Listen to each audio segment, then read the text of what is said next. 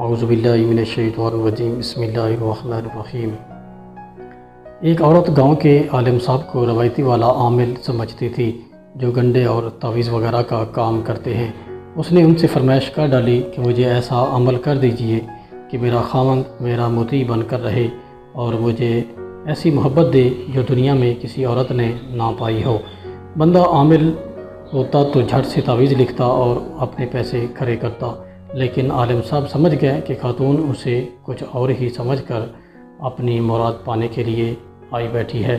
یہی سوچ کر عالم صاحب نے کہا، محترمہ تیری خواہش بہت بڑی ہے، لہٰذا اس کے عمل کی قیمت بھی بڑی ہوگی، کیا تم یہ قیمت ادا کرنے کے لیے تیار ہو؟ عورت نے کہا، میں بخوشی ہر قیمت دینے کے لیے تیار ہوں۔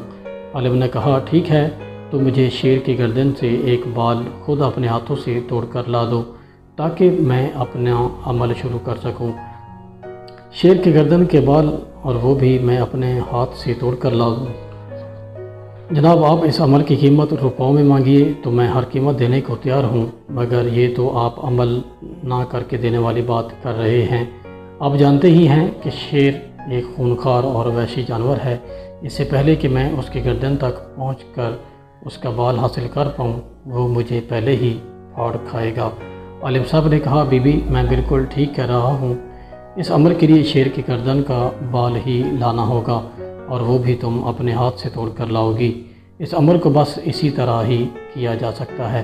عورت ویسے تو مایوس ہو کر ہی وہاں سے چلی گئی، مگر پھر بھی اس نے اپنی چند ایک رازداں سہیلیوں اور مخلص احباب سے مشورہ کیا تو اکثر کی زبان سے یہی سننے کو ملا کہ کام اتنا ناممکن تو نہیں ہے، کیونکہ شیر تو بس اسی وقت ہی خونخوار ہوتا ہے جب بھوکا ہو۔ شیر کو کھلا پلا کر رکھو تو اس کے شر سے بچا جا سکتا ہے۔ اس عورت نے یہ نصیحتیں اپنے پلے باندھیں اور جنگل میں جا کر آخری حد تک جانے کی ٹھان لی۔ عورت شیر کے لیے گوشت پھینک کر دور چلی جاتی اور شیر آ کر یہ گوشت کھا لیتا۔ وقت کے ساتھ ساتھ شیر اور اس عورت میں الفت بڑھتی چلی گئی اور فاصلے آہستہ آہستہ کم ہونا شروع ہو گئے۔ آخر وہ دن آن ہی پہنچا جب شیر کو اس عورت کی محبت میں کوئی شک و شبہ نہ رہا۔ عورت نے گوشت ڈال کر اپنا ہاتھ شیر کے سر پر پھیرا تو شیر نے طمانینت کے ساتھ اپنی آنکھیں موند لیں۔ یہی وہ لمحہ تھا۔ عورت نے آہستگی سے شیر کی گردن سے ایک بال توڑا اور وہاں سے بھاگتے ہوئے سیدھا عالم کے پاس پہنچی۔ بال اس کے ہاتھ پر رکھتے ہی پورے جوش و خروش کے ساتھ بولی، یہ لیجئے شیر کی گردن کا بال، میں نے خود اپنے ہاتھ سے توڑا ہے، اب عمل کرنے میں دیر نہ لگائیے تاکہ میں اپنے خاوند کا دل ہمیشہ کے لیے جیت کر اس سے ایسی محبت پا سکوں جو دنیا کی کسی عورت کو نہ ملی ہو۔ عالم نے عورت سے پوچھا، یہ بال حاصل کرنے کے لیے تم نے کیا کیا؟ عورت نے جوش و خروش کے ساتھ پوری داستان سنانا شروع کی کہ وہ کس طرح شیر کے قریب پہنچی۔